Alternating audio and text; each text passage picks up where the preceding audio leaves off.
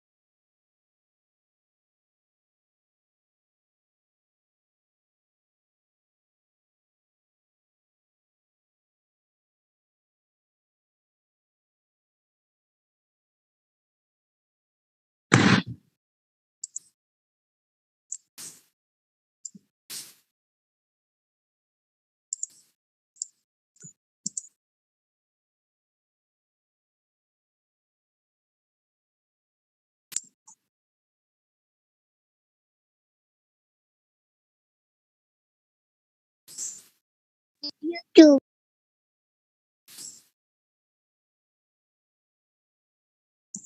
¿Me escucharon lo que les dije? Pongan sus nombres. No veo que hayan puesto sus nombres todos en el chat.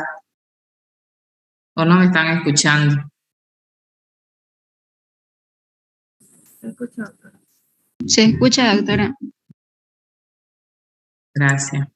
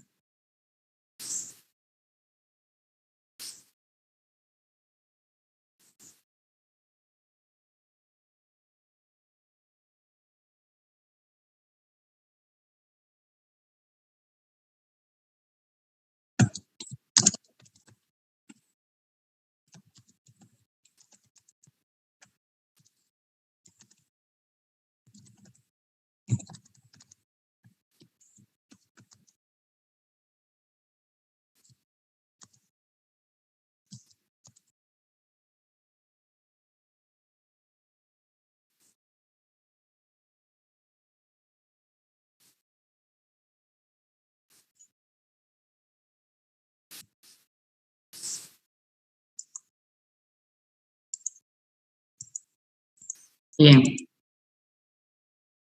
Vamos a empezar a avanzar. Vamos a avanzar este tema que es continuación de la unidad 4. Ustedes ya deben haber visto que la unidad 4 es de las unidades más largas, ¿cierto? ¿Están viendo mi pantalla, chicos? Sí, doctora, se ve. Ya. Entonces vamos a seguir, hemos avanzado en la anterior clase, el tema de vitaminas liposolubles. Habíamos visto que las vitaminas se clasifican en dos grupos importantes, que son las denominadas liposolubles y las denominadas como hidrosolubles. Habíamos avanzado ya,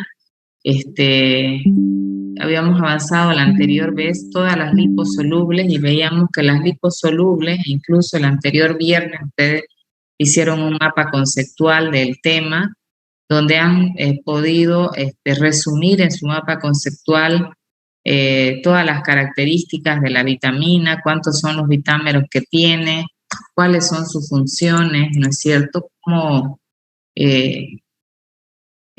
actúan estas metabólicamente una vez ingresan a nuestro organismo, ¿no? La deficiencia de ellas, qué puede causar en el individuo, principalmente en los humanos, que es lo que a nosotros nos interesa. Entonces, todo esto hemos visto ya en las vitaminas liposolubles. Hoy habíamos visto además también, aparte de ello, habíamos visto algunos conceptos que son importantes para ir, tenerlos claros para ir avanzando la descripción de cada una de estas vitaminas que integran cada grupo, ¿no? Hoy vamos a hablar de las vitaminas hidrosolubles. Ya estas vitaminas hidrosolubles están conformadas por todas las que integran o son parte de las denominadas complejo B y la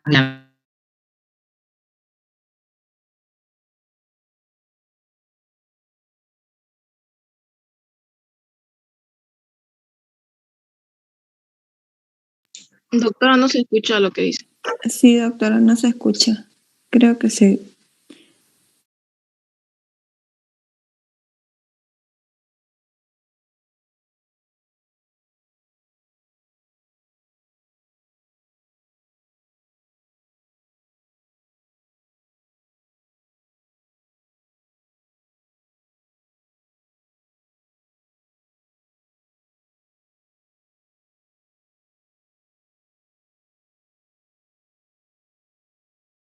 El grupo de las vitaminas hidrosolubles está conformado principalmente por las vitaminas que integran este grupo grande que es conocido como complejo B, ¿no?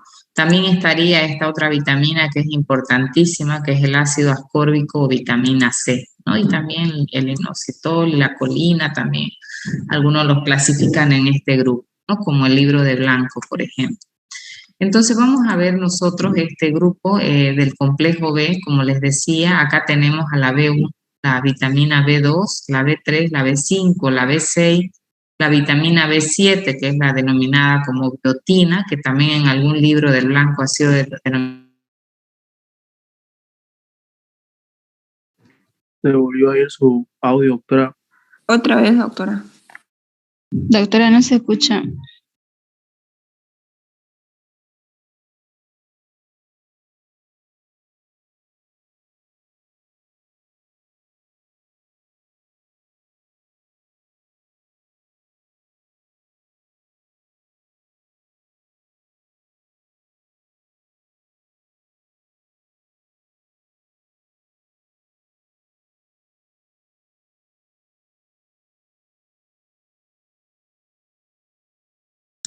Se me cortó el internet acá en la universidad. Vamos a continuar, ¿ya? Ven mi pantalla y me escuchan, ¿no? Si se corta, me avisan, por favor, ¿ya?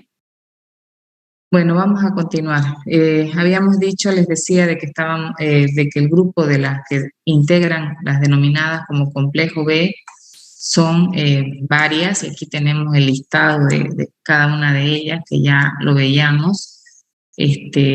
Son 8 las vitaminas importantes que están integrando este grupo de las que se les denomina complejo B, y además está el ácido ascórbico, ¿no? Que esta es una macrovitamina que también tiene importancia considerable en nuestro organismo, ya que participa también en la estimulación del sistema inmunológico. Entonces eso hace que sea muy importante, sobre todo para utilizarla como un mecanismo de prevención, ¿no? Para las infectocontagiosas o para cualquier problema que se pueda llegar a presentar a nivel de nuestra salud.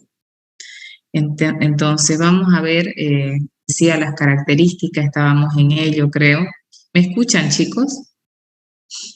Sí, doctora. Sí, doctora, escuchamos. Sí, doctora. Sí, doctora, se escucha. Gracias, gracias. Entonces les decía yo que tienen algunas, la mayoría, a excepción de la B1, la tiamina, todas son termoestables, ¿no? Entonces, ¿qué quiere decir? Que soportan temperaturas altas a más de 100 grados centígrados. O sea, soportan temperatura superior al punto de ebullición, ¿no? Tenemos nosotros.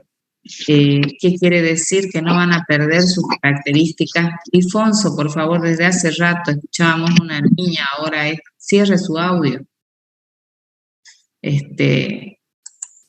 Entonces, les decía yo de que tenemos como excepción a la tiamina, y esta no soportaría temperaturas mayores a los 100 grados centígrados, cosa que perdería esas características tan importantes que tienen estos compuestos y que lo hacen ser parte indispensable de la función metabólica de nuestro organismo, que participan, sobre todo estas, denominadas como complejo B, la mayoría de ellas participa como coenzima en diferentes rutas metabólicas y lo vamos a ir viendo más adelante, ¿no? Estas se encuentran, otra particularidad es que generalmente se las encuentra juntas en un mismo alimento, ¿no? Sobre todo, por ejemplo, en la carcasa de los granos enteros, lo que se le llama, ¿cómo se le llama a esto? Salvado, por ejemplo, que es la chala de los granos. Son uno de los alimentos que tienen mayor componente de estos vitámeros, ¿no? Y la mayoría, como dice acá, se encuentran, digamos, ahí en el mismo alimento. Todos son coenzimas o forman parte de coenzimas importantes, ¿no? Y como dice acá, eso explica el por qué este grupo denominado como complejo B es importante. Vamos viendo la primera, que es la vitamina B1, denominada tiamina. Esta tiamina es conocida también como vitamina B1, ya lo hemos dicho, es conocida también como aneurina, ¿ya? Como factor antineurítico y como factor antiberibérico. ¿Por qué se le da estos nombres? Porque una de las principales causales que vamos a tener uno de los principales efectos que vamos a tener a causa de la disminución de este vitámero en el organismo es una patología que se llama beriberi, que lo vamos a ver más adelante, y es por ello que es conocida también como y este beriberi, una de las principales afecciones que va a producir en estas personas son los problemas neurológicos, ¿no? Por eso también es llamada antidiabética. Esta vitamina, conocida como vitamina B1, compuesta por de piridina, ¿ya? Unida mediante un puente metileno a un núcleo tiazol, ¿no? La pirimidina es el 2-metil-6-aminopiridina y el núcleo tiazol vendría a ser la 4-metil-5-hidroxietiltiazol. Esta vitamina, también otra característica importante es que es una sustancia cristalina, incolora, que tiene un olor característico muy similar a la de la levadura de cerveza, ¿no? Es soluble en agua, porque son hidrosolubles todo este grupo. Y es poco Suárez su payabé, por favor, cierre su audio.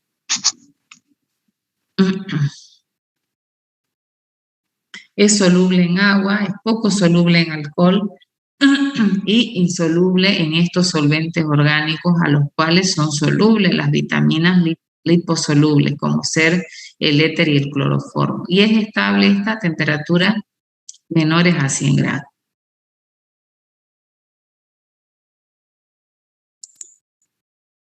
Ya, entonces, esta es la estructura de la que hablábamos anteriormente. Están compuestas por dos ciclos, el de la pirimidina y el de tiazol, que están unidas por un grupo metilo, ¿no? Esta vendría a ser la famosa tiamina, pero esta no viene a ser la forma activa de esta vitamina. La forma activa de esta vitamina va a ser la tiamina pirofosfato. Cuando este compuesto se fosforila, ahí vamos a generar el compuesto activo de la vitamina B1, que se vendría a ser la tiamina pirofosfato. Deme un minutito, por favor. Espéreme un minutito.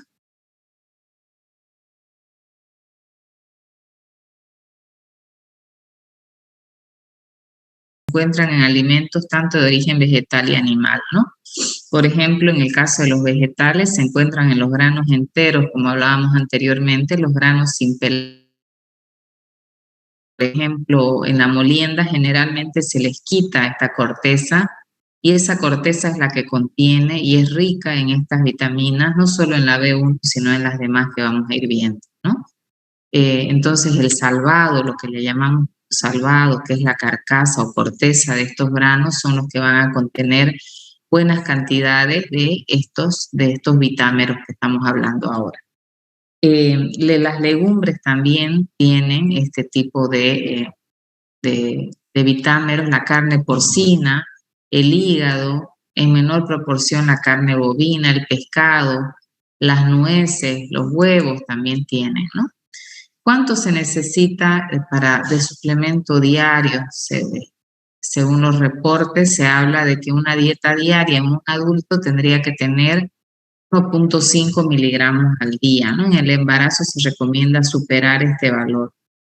Y en los niños también se recomienda superar 1.5 que están estipulados para el adulto. Esta vitamina, que es una vitamina hidrosoluble, se reabsorbe sin mayores problemas a nivel intestinal, ¿ya? Y se va a absorber, va a ingresar a los enterocitos como lo hacen las otras, pero las anteriores, cuando estábamos hablando de compuestos liposolubles, se acuerdan que necesitaba de todos los componentes metabólicos de digestión de los lípidos para poder digerirse y luego poder absorberse, ¿no es cierto? En este caso, como son hidrosolubles, es mucho más fácil, estos se reabsorben a nivel intestinal y estos van a pasar luego a la circulación, ¿no? Y a través de la circulación van a transportarse hacia las células o los tejidos donde se los necesite. Cuando estos llegan a los tejidos, ahí en los tejidos se van a fosforilar, ¿no? Quien va a ceder los grupos fosfato es el ATP, la adenosina trifosfato, y estos se van a fosforilar y la tiamina se fosforila y me va a llegar a formar el pirofosfato de tiamina, ¿no? Aquí en este caso, esta fosforilación va a ser catalizada por las enzimas pirofosfatos quinasa. Hola, señora Necita.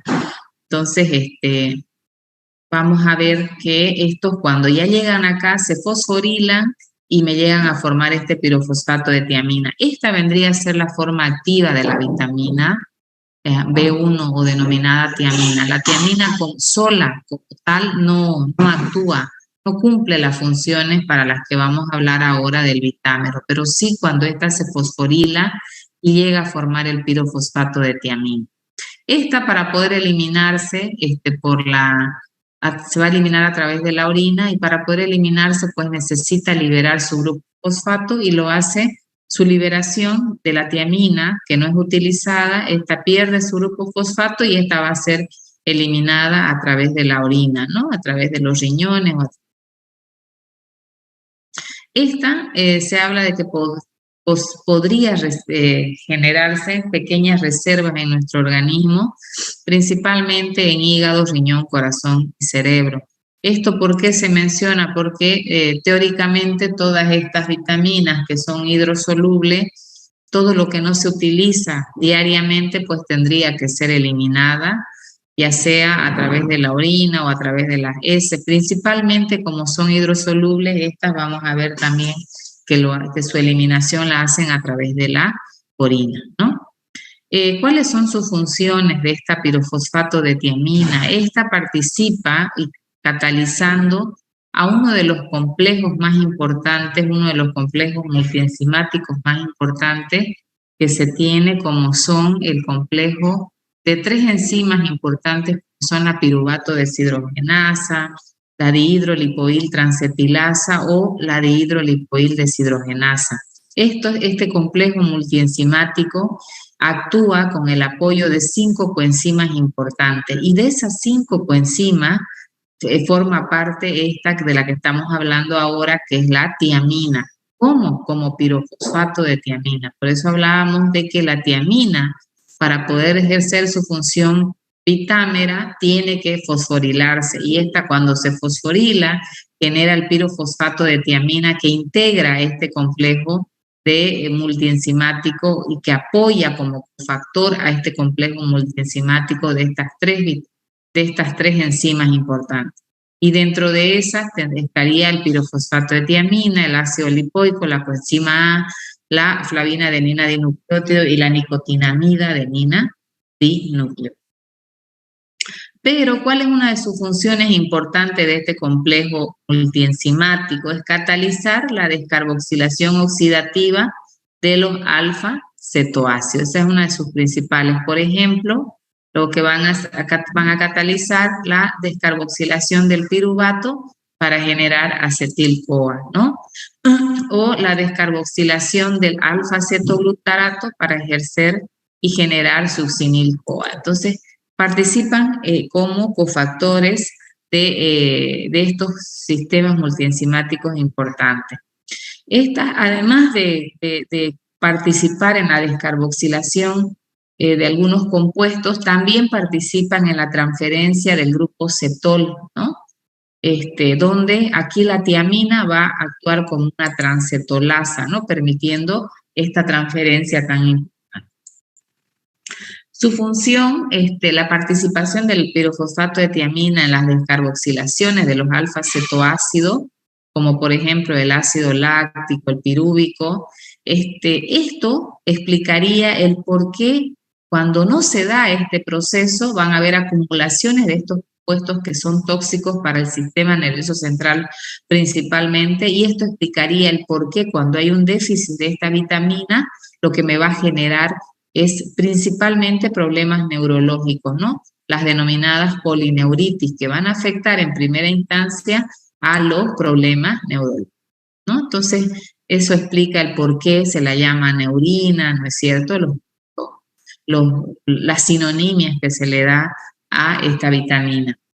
Vamos hablando de qué genera una vitaminosis. Cuando estamos hablando de una vitaminosis en animales, se ha visto que pueden disminuir detener el crecimiento en los animales, también generan polineuritis en los animales y en los humanos producen ese cuadro que es conocido como beriberi y el por qué también ahí explicaría como una de sus sinonimias, se lo denomina como antiberibérico. El beriberi es una enfermedad que comienza con sensación de debilidad y fatiga, dolores de cabeza, insomnios, mareos, inapetencia y puede ser taquicardia también, ¿no?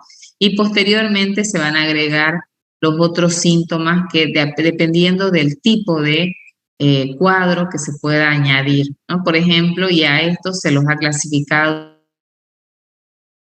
beriberi seco, beriberi agudo grave y el beriberi húmedo, ¿no?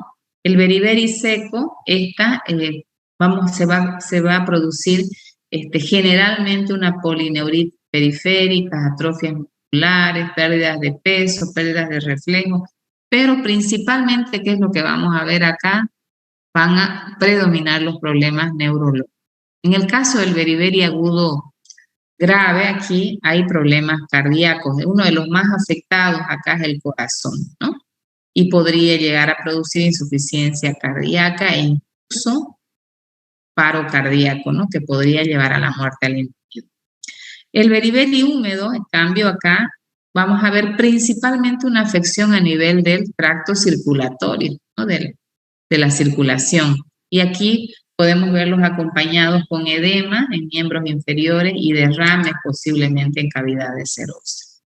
La vitamina B2, que es conocida también como lactoflavina, esta, por ejemplo, es una riboflavina o conocida como riboflavina. Está compuesta por una dimetil isoaloxacina unida a un resto de ribitol, que es un polialcohol derivado de la ribosa, ¿no? Esta se presenta como cristales de color amarillo naranja, es poco soluble en agua, ¿ya? E insoluble en compuestos orgánicos. O sea, esta no es tan soluble como la anterior, pero también debemos saber que es insoluble a al cloroformo, al éter, etcétera, ¿no? Es estable a temperaturas mayores a los 100 grados centígrados, ¿no? Y esta hay que protegerla de la luz, ya que se expone con facilidad al ser expuesta a la luz. Vean ustedes que esta es la composición química, está compuesta, la riboflavina, vean ustedes que está compuesta por una isoaloxacina o una denominada como flavina, y estas, cuando se une a este resto de ribitol, se me va a generar la riboflavina. Esta no es tampoco el vitámero activo. El vitámero activo viene a darse cuando se forma la flavina mononucleótido, o sea, cuando esta se fosforila y me genera la flavina mononucleótido, pasa a ser de riboflavina, flavina mononucleótido, o cuando esta se une a un nucleótido y me genera la flavina adenina dinucleótido. Esas vendrían a ser sus formas activas. También los encontramos en alimentos de origen animal y de origen vegetal. En los de origen animal, por ejemplo, los encontramos en la leche, en el hígado, en el riñón, carnes, etcétera. Y en el de origen vegetal, espinaca, tomate, zanahoria. Las necesidades diarias, se habla de que en el adulto se debería adicionar diariamente entre 1 a 2 miligramos al día y en el embarazo 2.5 miligramos. Y en los niños menores de 1 año la demanda es de 0.6 miligramos y esto va a ir aumentando la edad. Esta, como es también una vitamina de este grupo, ingresa al intestino, ¿ya?, por un transportador de sodio y allá va a ser fosforilada en la mucosa y se va a obtener la riboflavina fosfato o la flavina mononucleótida, ¿no?, para llegar a ser absorbidas. Y estas pasan a la circulación posteriormente y estas van a ser transportadas a través de la circulación a los tejidos. En los tejidos, esta riboflavina va a ser fosforilada también por enzimas quinasa, como la flavioquinasa, por ejemplo, que es una metaloenzima que necesita de magnesio. Esta va a ser fosforilada y va a generar en primera instancia la flavina mononucleótida, ¿no? Esta flavina mononucleótido luego se va a unir a un nucleótido, ¿ya?, transferido también por el adenosín trifosfato, y me va a generar la flavina adenina dinucleótido, ¿no?, que son los dos vitámeros que van a participar como tal, cumpliendo las funciones de la riboflavina o vitamina B2, ¿no? Y estas se incorporan, como dice acá, en diferentes sistemas enzimáticos y lo veíamos también a la flavina adenina dinucleótido como cofactor en este sistema multienzimático del que hablábamos en la anterior también, ¿ya? Esta se elimina principalmente a través de las heces, pero también hay una porción que se puede eliminar a través de, ¿no?, todo lo que no se utiliza. ¿Por qué se elimina?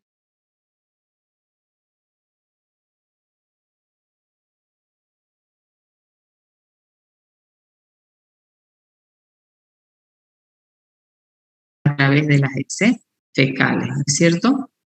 Integran moléculas de flavina mononucleótido y la flavina adeninonucleótido que vienen a ser, ¿me escuchan? Ya vi que me salió. ¿Me están escuchando, chicos? Se cortó hace ratito, doctor. Cortado se escucha. ¿Se escucha cortado?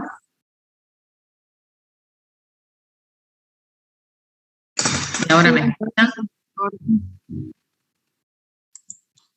Sí, se escucha. Bien. Entonces, les decía yo de que estas participan en reacciones de óxido-reducción. Por eso se las denomina como óxido-reductasa, ¿no? ¿Qué más vamos a ver? El déficit de estas vitaminas, de estos vitámeros, por ejemplo, en los animales pueden llegar a producir también deficiencia en el crecimiento, detención del crecimiento. Se ha visto también pérdida de pelo, vascularización de la córnea, descamación de la piel, aparición de catarata, también problemas neurológicos, ¿no? Pero en el humano es un cuadro cuadro que es conocido como, está con su audio de nuevo. Nayeli Ortega.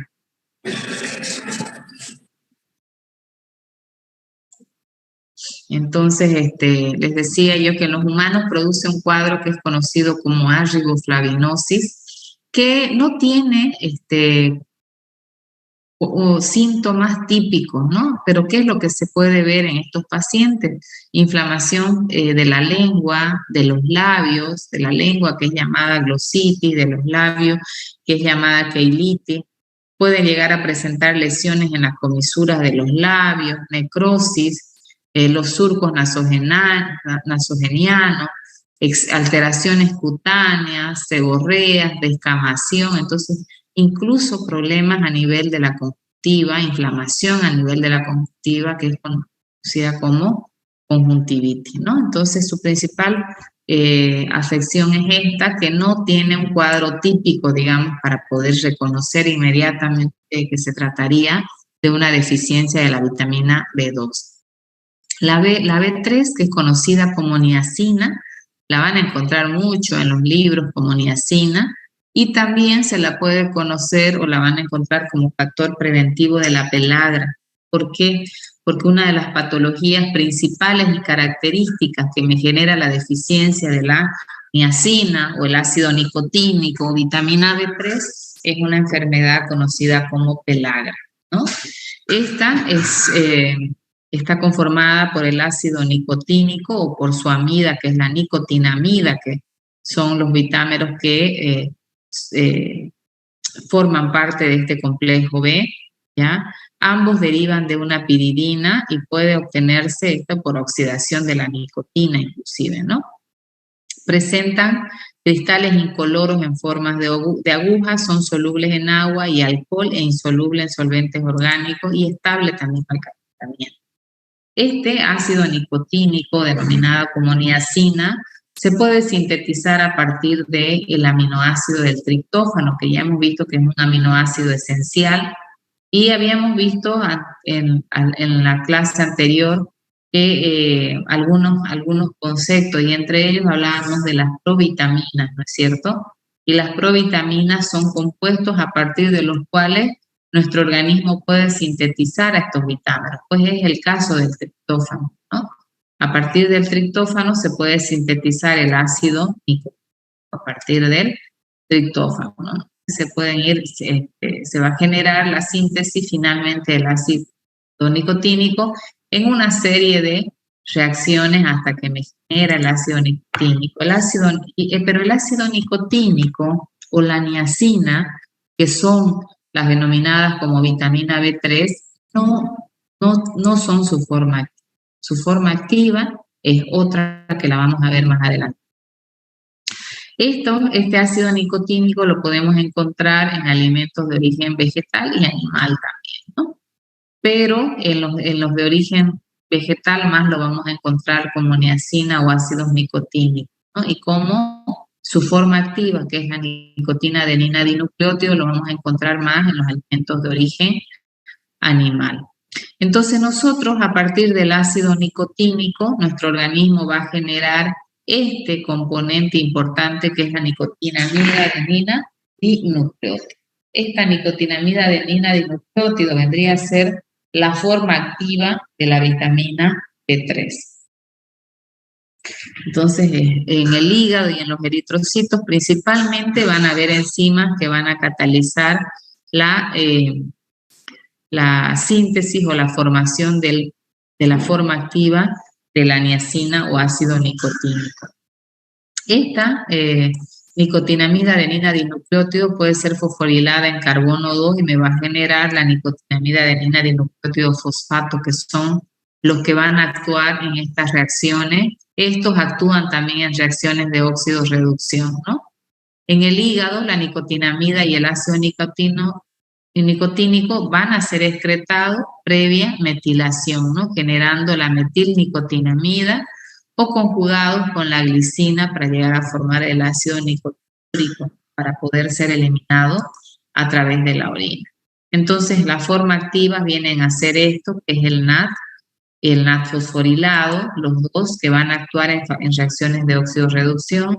¿Cuánto necesitamos diariamente? Un adulto entre 13 a 19, las embarazadas mayores a 19 y los niños, la demanda puede ser alrededor de los 20 miligramos al día. Estos integran moléculas, este ácido nicotínico ya hemos dicho que integran las moléculas de la nicotinamida, adenina dinucleótido, que van a actuar como factores o enzimas denominadas oxidorreductasa o en reacciones de oxidorreducción, y estos además forman parte de los sistemas enzimáticos.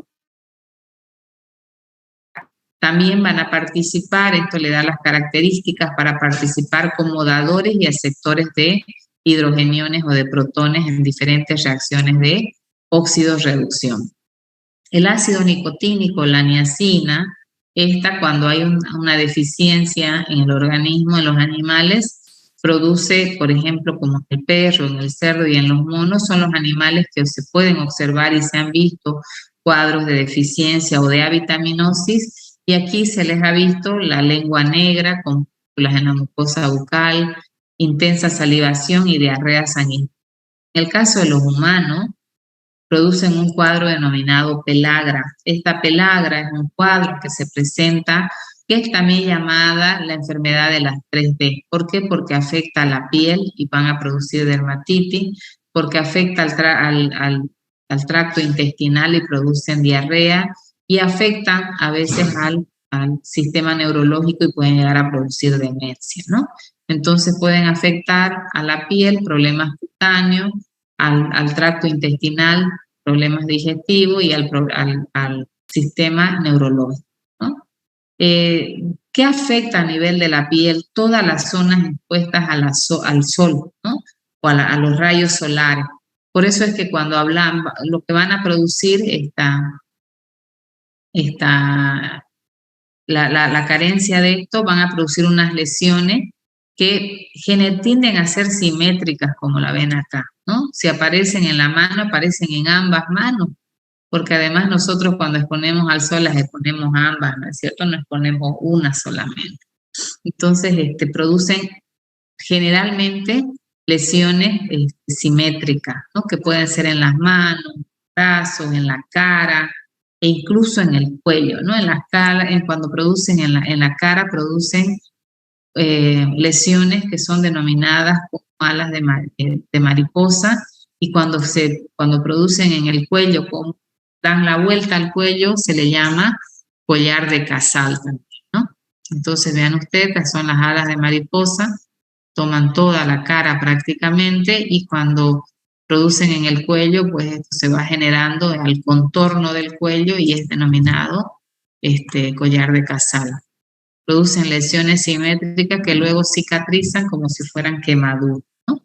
El ácido pantoténico, este ácido pantoténico, también llamada como factor antidermatitis del pollo, ¿de dónde deriva el nombre de pantoténico? Del griego pantos, que quiere decir en todas partes.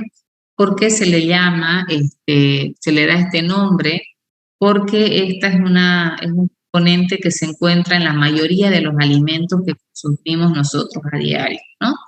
Este está formado por una beta-alanina y un ácido pantoico y están unidos por un enlace amídico. También son solubles en agua, son estables al calor húmedo y agentes oxidantes y reductores, ¿no? Entonces el ácido pantoténico está formado por el ácido pantoico y la beta-alanina, ¿no? Y estos, cuando se unen a una cisteamina, me generan la pantoteína. Y esta pantoteína, cuando se une a un nucleótido, me genera la coenzima A. ¿Cuál es su forma activa del ácido pantoténico? La coenzima A.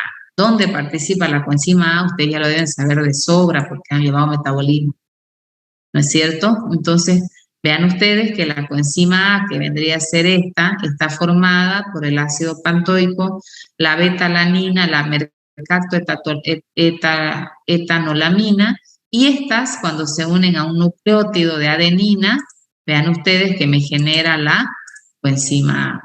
La coenzima A o el ácido pantoténico se encuentra en alimentos tanto de origen animal y vegetal. Cuando hablamos de los de origen vegetal, incluso en la papa y en el camote, que es así como lo conocemos nosotros, patata y batata para otros lugares, se encuentran este alimento, ¿no? Este vitámino. Y también, desde luego, en los alimentos de origen animal. No se ha determinado su requerimiento diario, por lo que justamente porque no se ve mucha carencia de este vitámino, ya que se encuentra en casi todos los alimentos que nosotros consumimos a diario. Pero se cree que con una dieta alrededor de 10 miligramos sería suficiente para cumplir con los requerimientos de nuestro organismo. La importancia del ácido pantoténico proviene de la participación en la construcción de la coenzima A, como les decía anteriormente, ¿no? Donde, ¿qué más? Y de la coenzima A y la proteína transportadora de grupos acilos, que se la conoce también como PTA, ¿no? Que es un complejo de ácidos grasos de sintasa, ¿no? Que es un transportador de grupos acilos.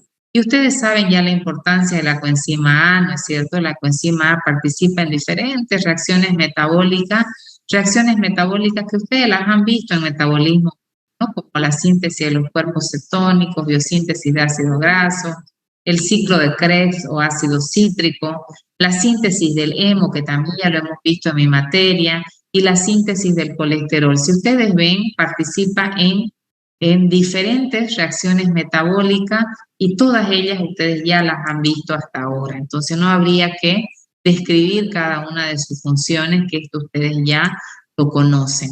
La vitaminosis del ácido pantoténico en los animales produce problemas gastrointestinales, alteraciones de la piel, como hiperkeratosis o dermatitis, anemia, compromiso. ¿Por qué la anemia? Porque participa en la síntesis del hemo, ¿no?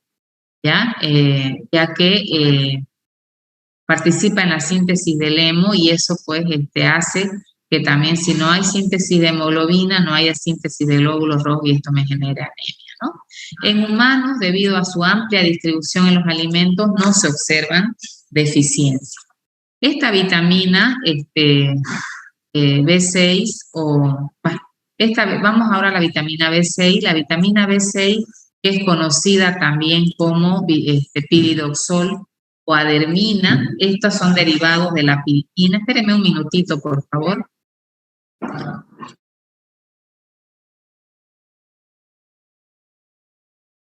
Vamos con la vitamina B6. ¿Dónde está? ¿Me escuchan? Sí, doctora. ¿Me escucha? Espérenme un minutito, denme un minuto. A ver.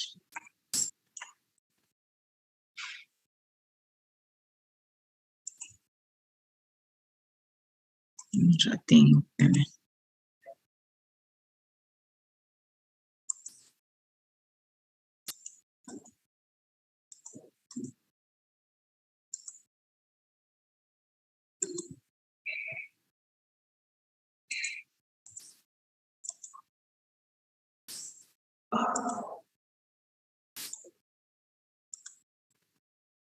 ¿Van captando o no?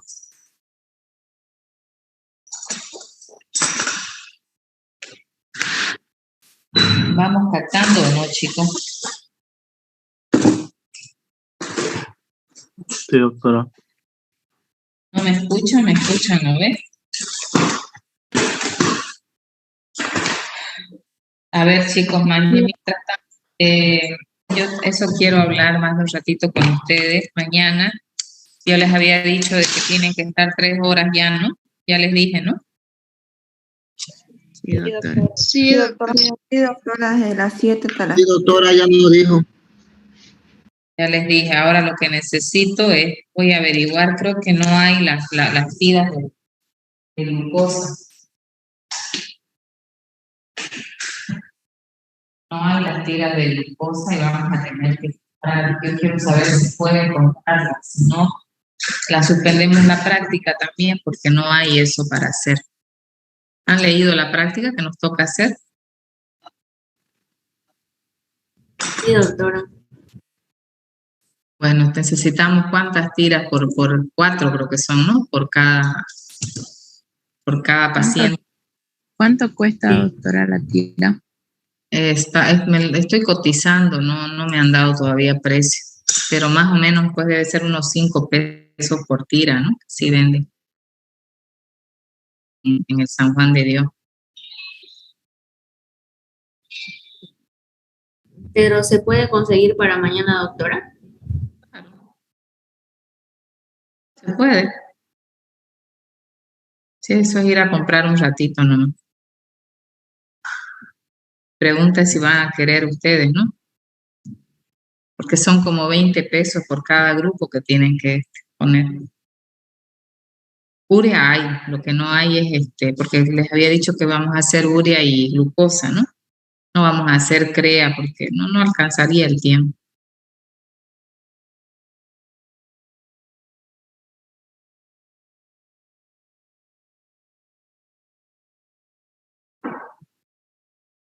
¿Qué dicen, chicos? Por mi parte, estaría bien hacer la práctica, doctora, porque vamos a retrasar y ya los exámenes van a estar cerca. Sí. ¿Qué dicen?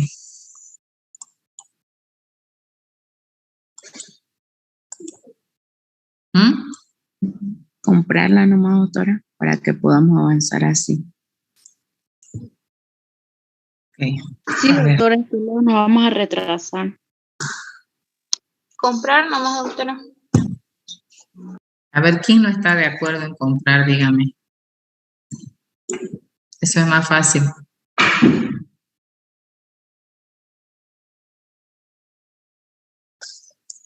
¿Alguien que no esté de acuerdo, chicos?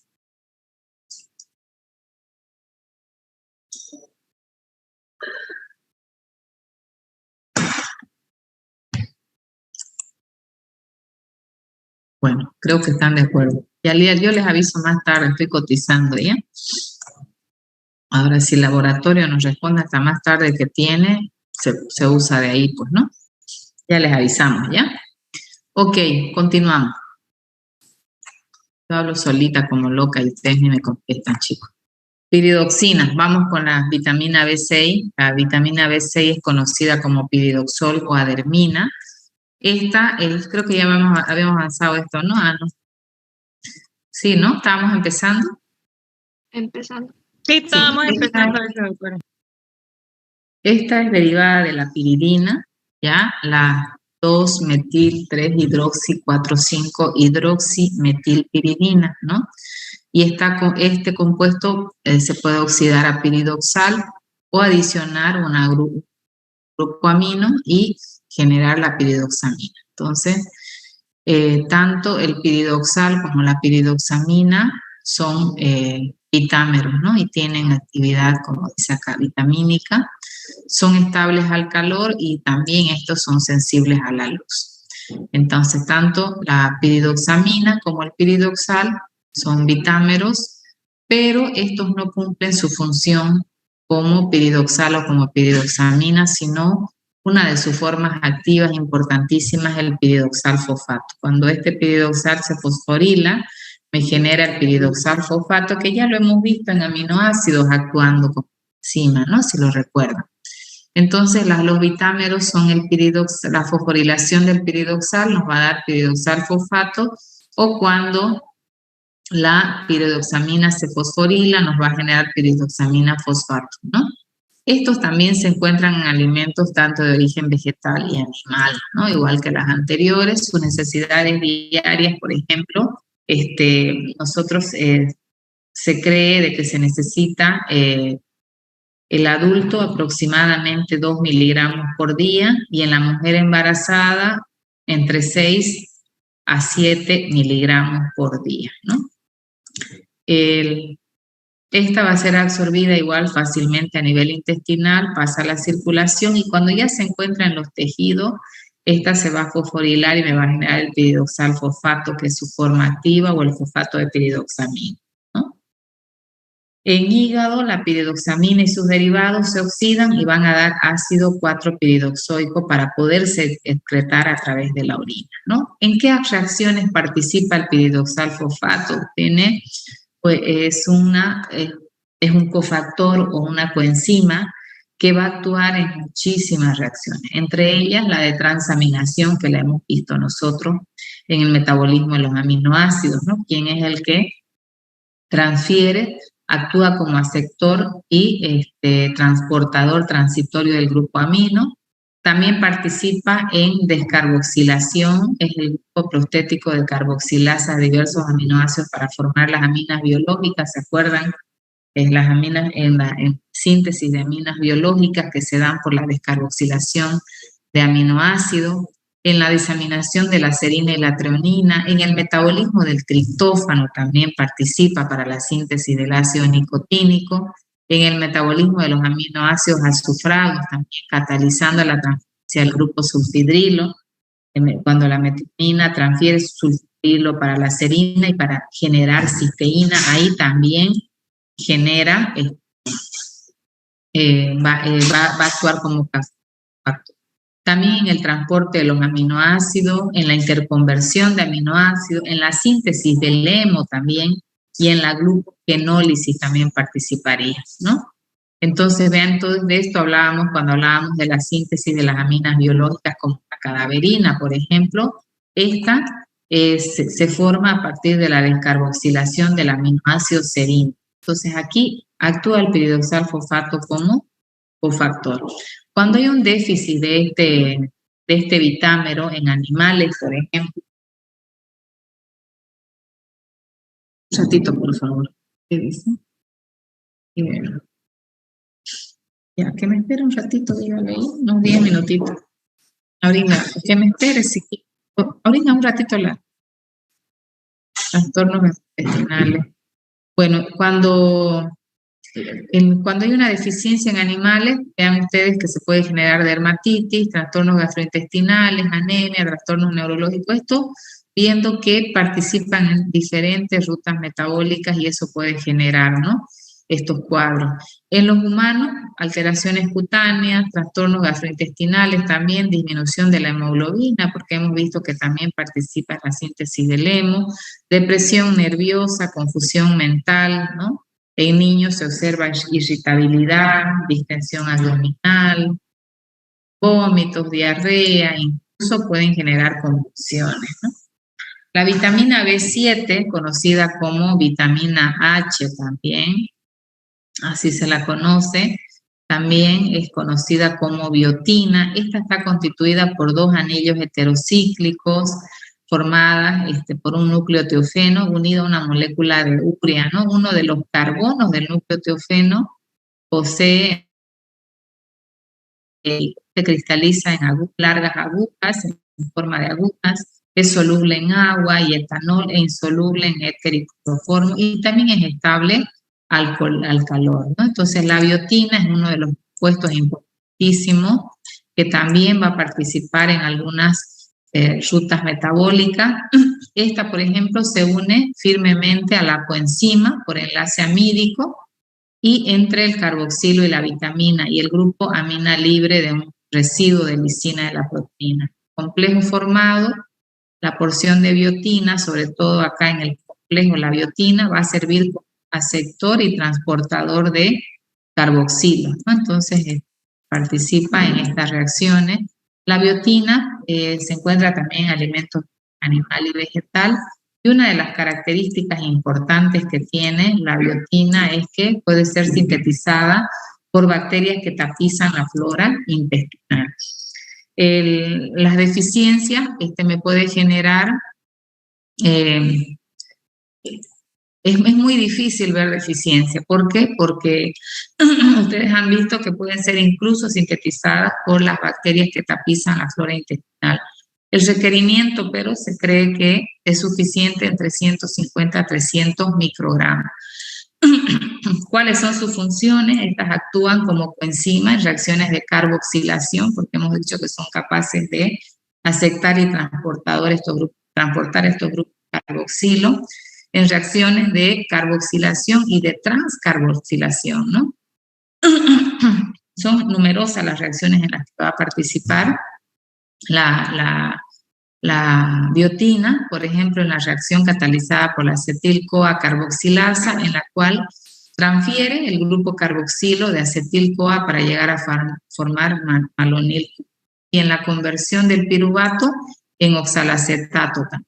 Entonces, en esta, para cuando se quiere formar la malonil-CoA, ahí actúa también la biotina, ¿no? Cuando este grupo se carboxila, y aquí quien cede, por ejemplo, es el carbonato. O en la descarboxilación también, o en la carboxilación, perdón, del piruvato para generar oxalacetato. Los déficits de biotina en los animales, por ejemplo, se ha visto que pueden llegar a producir dermatitis seborreica, alopecia, que la alopecia ustedes ya deben saber que es pérdida del cabello, compromiso al nivel del sistema nervioso central. Por estos estudios en animales que se han visto que generan alopecia, es lo que se cree, se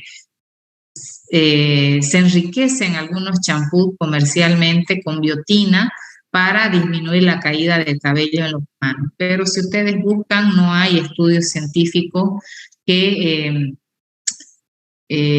fortalezcan esta teoría de que el aumento o el colocar este componente, por ejemplo, en los champús, disminuya la caída del cabello. En humanos lo que se ha visto son alteraciones dérmicas, un cambio de color a color pálido terroso, descamaciones finas, anemia, anorexia, somnolencia, náuseas, etcétera, ¿no? Pero no así, no está comprobado de que favorezca o disminuya la pérdida del cabello. La vitamina B9 o ácido fólico es conocido como ácido teroil glutámico o folacin. Este ácido fólico o teroil glutámico es una sustancia de color amarilla, cristaliza en largas agujas, es ligeramente soluble en agua y está compuesto por la unión de un núcleo de pteridina formado por dos anillos heterocíclicos y el ácido paraminobenzoico y el ácido glutámico. Su nombre fólico se debe a la presencia en varios alimentos de origen vegetal, ¿no? Es estable al calor, a soluciones neutras y también se inactiva por acción de la luz, ¿no? Este es el ácido fólico, vean ustedes, aquí están sus componentes, la pteridina, el ácido paraminobenzoico y el glutámido, que me van a generar este compuesto ácido teroil glutámico o ácido fólico, ¿no? Este ácido fólico o ácido teroil glutámico, por acción de esta enzima, hidrofolato reductasa, me va a generar este compuesto que es el tetrahidrofolato. El tetrahidrofolato viene a ser su forma activa del ácido fólico. Este es un transportador de grupos metilo que participa en reacciones tan importantes como en la síntesis, por ejemplo, de los nucleótidos químicos como el nucleótido de la timina. Por ende, si hay un déficit de esto, no se sintetiza nucleótido de timina y disminuiría la síntesis de los ácidos nucleicos, exclusivamente afectaría a la síntesis del ADN, ¿cierto? Entonces, ahí la importancia de este componente. El ácido fólico está distribuida también en alimentos de origen animal y también en alimentos de origen vegetal, ¿no? Es difícil también establecer con precisión su requerimiento, pero se cree que con una dosis de 150 microgramos al día serían suficientes para completar, digamos, la dosis diaria para que este compuesto participe en las diferentes reacciones que están involucradas. El teroil glutámico está vinculado con los restos monocarbonados, como les decía, participan en las transferencias de grupos de carbono, específicamente de los grupos metilo, ¿ya? Y aquí lo tenemos el tetrahidrofolato, que se abrevia como FH4, que ya lo hemos visto, si ustedes revisan la síntesis de los nucleótidos clínicos y pirimidínicos, ahí lo vamos a ver a este componente participando en la conformación de los anillos, cediendo grupos carbonos para la formación de los mismos, ¿no? Este se va a formar, ya hemos dicho, por acción de esta enzima, que es la ácido fólico reductasa, ¿no? La función del ácido fólico principalmente es participar, como ya les decía, en la síntesis del ADN, ya que actúa como cofactor en la síntesis de las purinas como el de la pirimidina, ¿no? Está implicado, por ende, en los procesos de proliferación celular rápida, ¿no? Que eso ya lo veíamos cuando veíamos la síntesis, lo veíamos ahí al tetrahidrofolato, tanto en la síntesis de los anillos químicos como en la síntesis de los pirimidínicos, específicamente del nucleótido de timina, ¿no es cierto? Ahí participa el tetrahidrofolato como transportador de este grupo metilo tan importante para producir o hacer el cambio de uridina a timina, ¿no? Cuando la uridina se metila en carbono 5, ahí se convierte en timina. Si no hay el tetrahidrofolato, no va a suceder eso. Por lo tanto, la síntesis del ADN se va a ver afectada. Su función es importante ya que participa en el desarrollo del sistema nervioso central.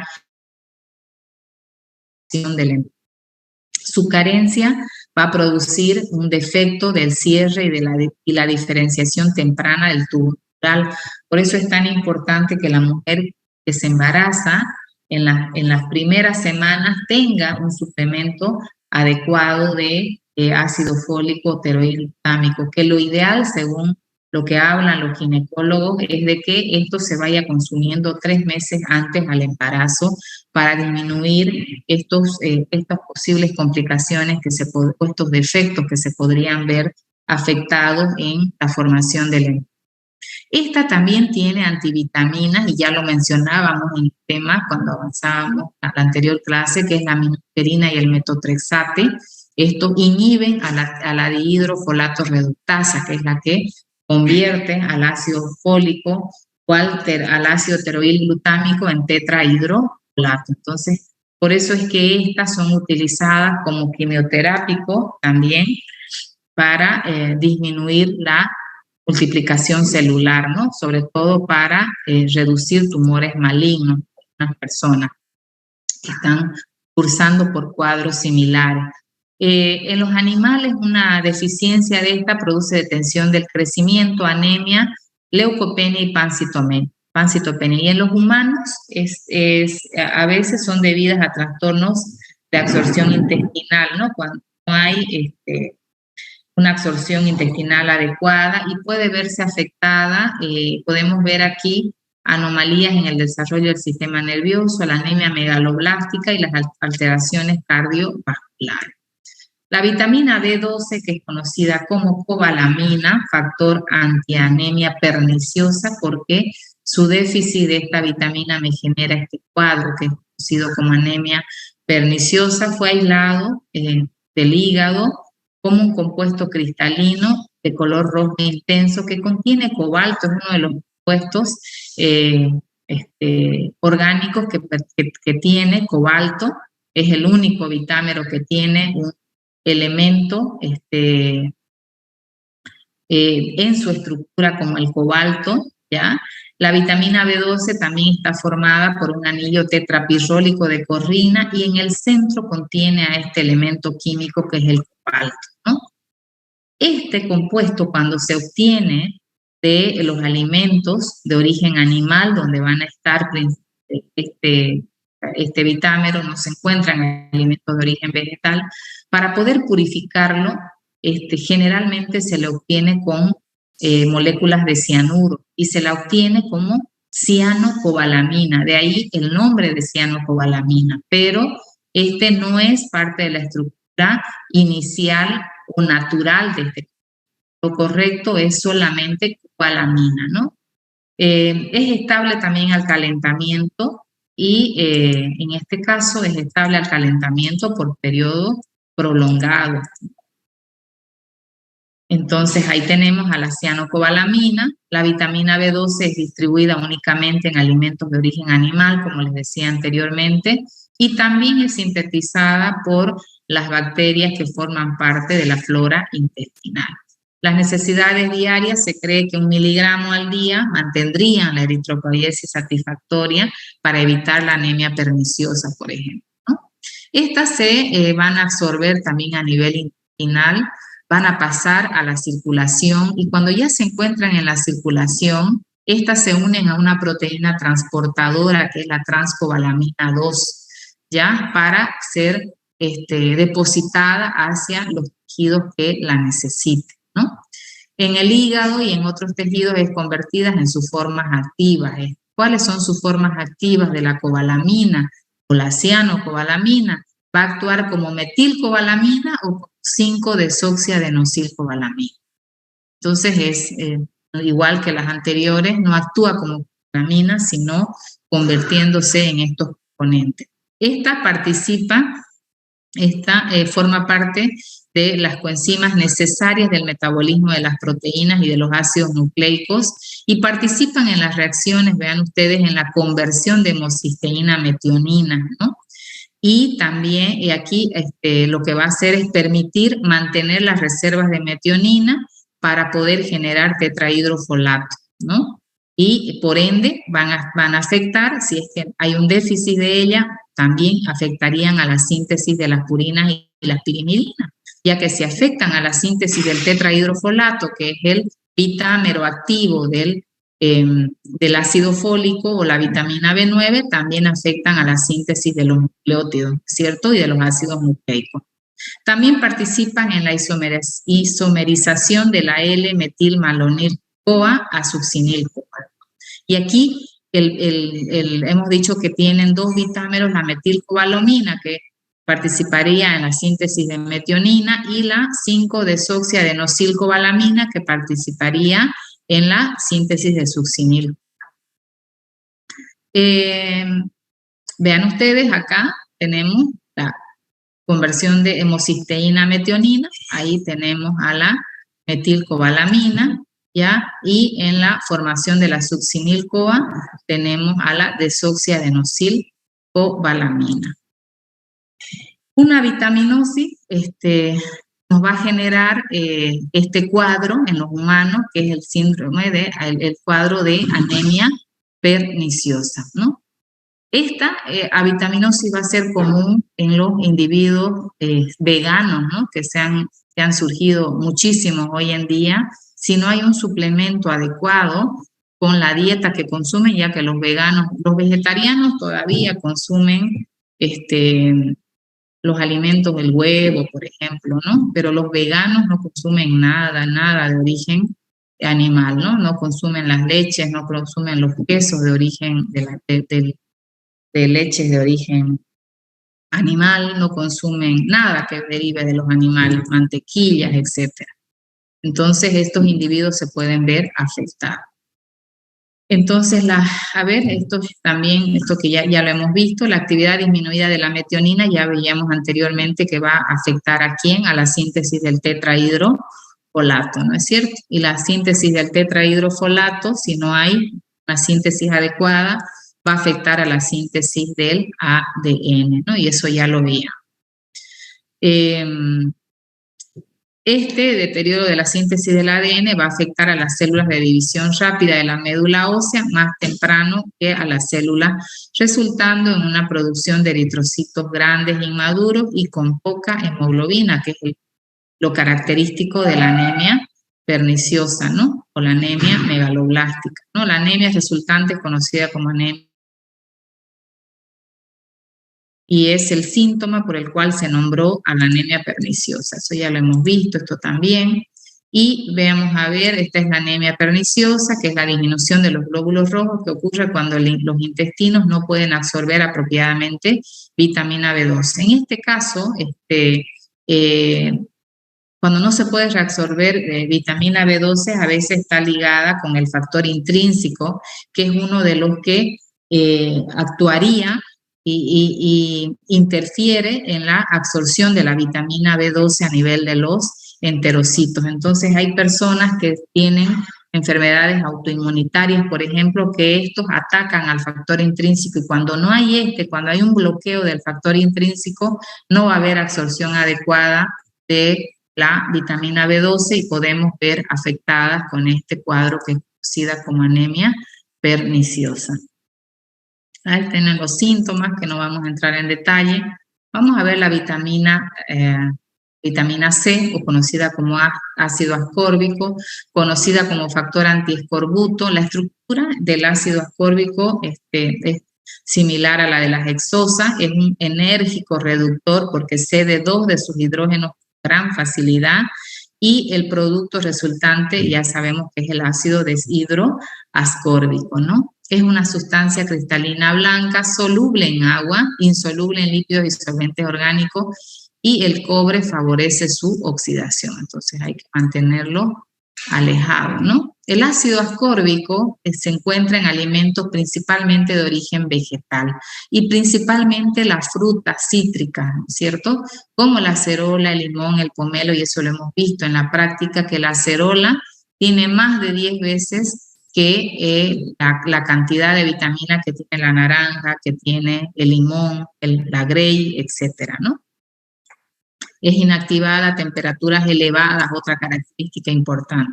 No soporta temperaturas elevadas. Las necesidades diarias en el adulto se recomienda una dieta de 75 miligramos, en el embarazo 100 miligramos al día. Este absorbe con facilidad a nivel intestinal, pasa a la circulación y luego esta la va a transportar hacia los tejidos. Cuando estos se depositan en los tejidos, el ácido ascórbico fácilmente va a ser oxidado a deshidroascórbico, ¿no?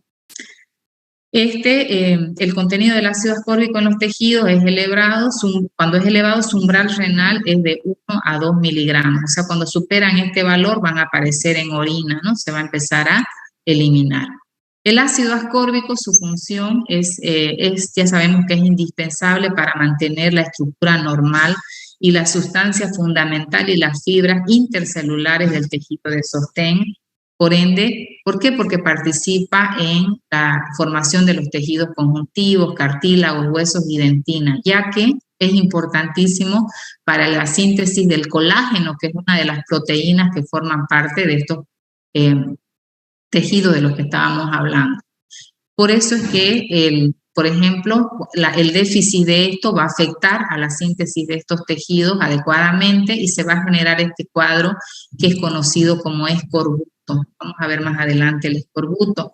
Dentro de sus funciones es un antioxidante importantísimo que junto con la vitamina E, por ejemplo, actúan o protegen a los pulmones principalmente de agentes reactivos o las especies nocivas reactivas de oxígeno.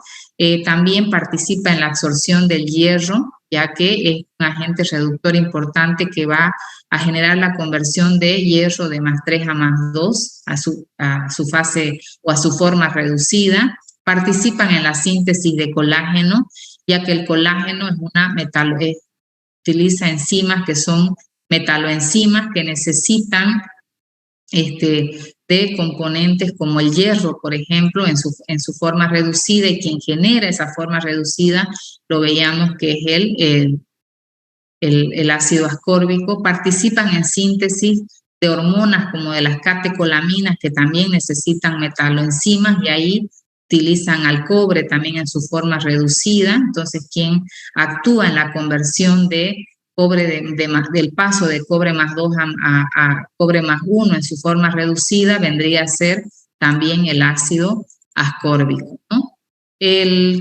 La vitaminosis en los humanos solo se ve, vean ustedes, en los humanos, en los monos y en los caballos, ¿no?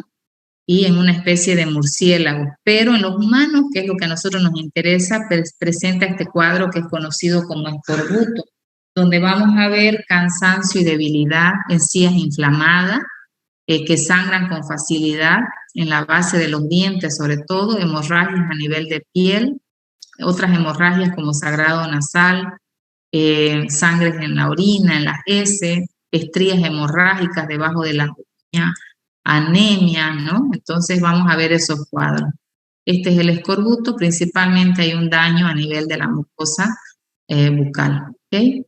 Eso sería todo, hasta ahí vamos a avanzar conmigo. Hoy terminan las clases virtuales. Desde el próximo viernes vamos a pasar presencial, ¿ya? 2 viernes presencial, las exposiciones van a ser presenciales, no van a ser los sábados como les había dicho, Nuestro último sábado es mañana, Dios mediante, y podamos ejecutar las prácticas. Y desde el próximo sábado ya se los voy a dejar libre, o de repente para que den examen los vamos a utilizar.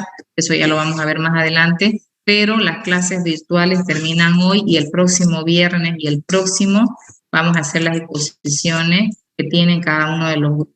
La clase empieza a las 7, vamos a pedir aula. Tenemos asignada el aula 12, normalmente creo, o la 11, no recuerdo. Entonces vamos a usar esa aula, ¿ok? ¿Tienen alguna pregunta? Sus exposiciones empiezan el próximo viernes. ¿Van a exponer todos los grupos, doctora? Todos los grupos que tocan el próximo viernes. Si terminamos, todos tienen que estar listos. Que lo dudo, ¿no? Son 8 grupos. Y 8 por 8 son 16. No, Por 2 son 16. ¿Ah? ¿No nos asignó temas para los grupos o lo que mandó en... No le entiendo, Está niña. en la plataforma. Los temas de los grupos están en la plataforma. Todo está en la plataforma. ¿Ir todos de 7 a 10 o como por grupo? Todos de 7 a 10. Ya, gracias. Doctora, disculpe, en cuanto al material en la exposición, diapositivas, papelógrafo, ¿qué tenemos que llevar? Diapositivas es mejor, ¿no? Ahora, si quieren hacer papelógrafo, hacen. Pero pueden hacer diapositivas, ¿no? Pero si van a hacer diapositivas, bueno, van a subir sus diapositivas antes, ¿no? ¿Hasta cuándo tenían que subir? Creo que era hasta... Dice que tenemos 6 días más. No nos dijo, doctora. Está pues en la plataforma, chicos, no En la les tengo que plataforma, decir. no. 23, doctora, En la es hasta plataforma. 23. Para eso es la plataforma, chicos, no es para adorno. Lean, revisen sus tareas que tienen, ¿ya? Nos vemos, chicos, entonces el próximo viernes. Mañana nos vemos. Ya no quería verlos mañana yo. ¿Ya? Nos vemos mañana, ¿ok? Dejen eso de viernes, le voy a poner. Ahora me empiezan a poner sus nombres recién. La lista va acá. ¿Ya? Coloquen apellidos y nombres. Doctora, una consulta. ¿Uno por grupo va a subir lo que hay que subir en la plataforma? 1. Ya, gracias, doctora. El responsable nomás, porque está por grupos ya, ¿no es cierto? No está por grupo. Sí, hice grupos, creo. ¿No? Sí, está por grupo. Ok. Uno nomás, chicos. Nos vemos mañana, chicos. Les aviso más de un rato por el tema coordinamos en los grupos.